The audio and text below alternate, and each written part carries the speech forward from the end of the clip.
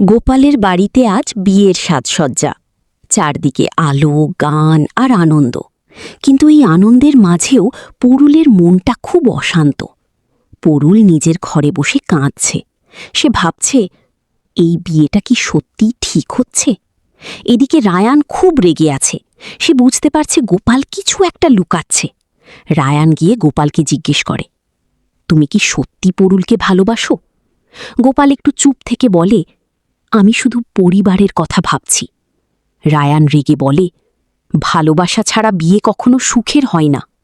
ঠিক তখনই বাড়ির সবাই বিয়ের মণ্ডপে চলে আসে। উলুধ্বনি আর শঙ্খের শব্দে পুরো বাড়ি ভরে যায়। পুরুলকে কনে সাজে নিয়ে আসা হয়। তার চোখে জল। গোপাল পুরুলের দিকে তাকিয়ে অবাক হয়ে যায়। সে বুঝতে পারে পুরুল খুব কষ্টে আছে। পুরোহিত মন্ত্র পড়া শুরু করে। বিয়ের সব আয়োজন প্রায় শেষ। হঠাৎ রায়ান সবার সামনে দাঁড়িয়ে বলে, এই বিয়ে হতে পারে না। সবাই অবাক হয়ে যায়। গোপালের মা রাগে বলে, তুমি এসব কি বলছো? রায়ান বলে, কারণ পুরুল এখনও এই বিয়ে মেনে নিতে পারেনি। সবাই পুরুলের দিকে তাকায়। পুরুল কাঁদতে কাঁদতে বলে, আমি কাউকে কষ্ট দিতে চাই না। পুরো বাড়িতে নীরবতা নেমে আসে। গোপাল ধীরে ধীরে উঠে দাঁড়ায়।